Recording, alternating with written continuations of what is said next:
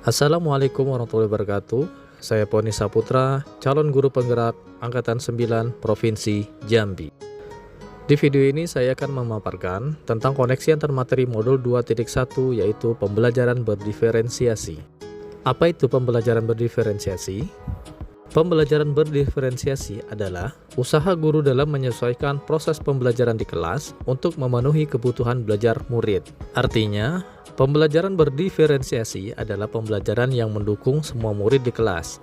Kita harus mengingat bahwa setiap anak adalah unik, mereka punya kelebihan dan kekurangan masing-masing.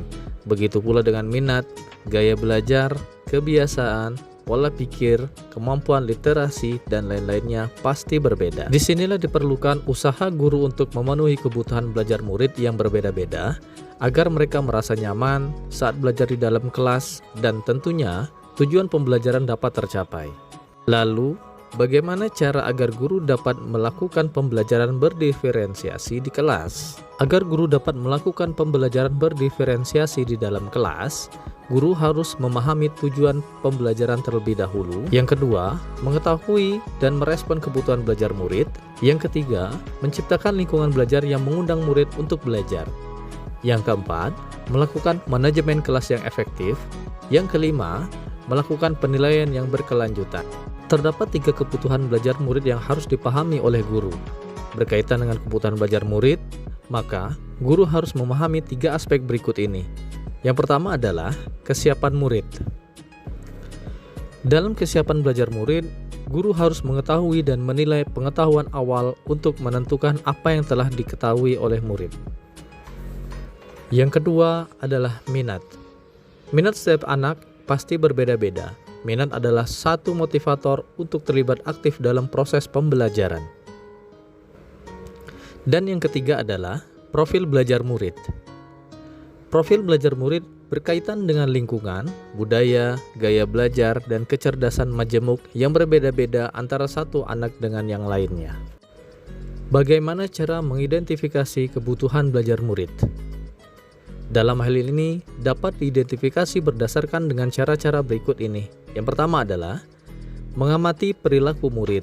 Yang kedua, mengidentifikasi pengetahuan awal. Yang ketiga, melakukan refleksi terhadap praktik pengajaran. Yang keempat, komunikasi dengan guru sebelumnya. Yang kelima, membaca raport murid di kelas sebelumnya, atau bisa juga menggunakan berbagai penilaian. Yang keenam, penilaian formatif dan diagnostik. Apa strategi untuk mendiferensiasi pembelajaran? Pembelajaran bisa dilakukan dengan 3 cara, yaitu 1. Diferensiasi konten. Yang kedua, diferensiasi proses, dan yang ketiga, diferensiasi produk. Guru dapat memilih salah satu atau kombinasi dari ketiganya. Diferensiasi konten, yaitu berkaitan dengan apa yang kita ajarkan, seperti materi, konsep, atau keterampilan yang perlu dipelajari berdasarkan kurikulum. Mendiferensiasi konten bisa dilakukan dengan membedakan pengorganisasian atau format penyampaiannya, bukan merubah atau menurunkan standar kurikulum. Diferensiasi proses, yaitu kegiatan yang memungkinkan murid berlatih dan memahami atau memaknai konten dengan cara membedakan proses yang harus dijalani oleh murid.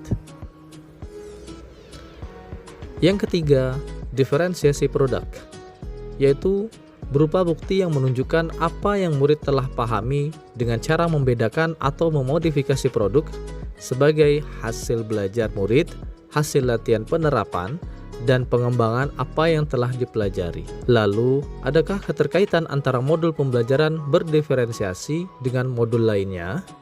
Bisa dikatakan jawabannya tentu saja ada.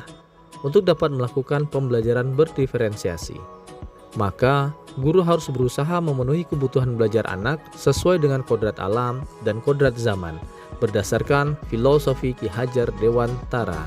Dalam melakukan pembelajaran berdiferensiasi, seorang guru penggerak harus berpihak pada murid, reflektif, mandiri, kolaboratif, dan juga inovatif untuk dapat menciptakan pembelajaran berdiferensiasi.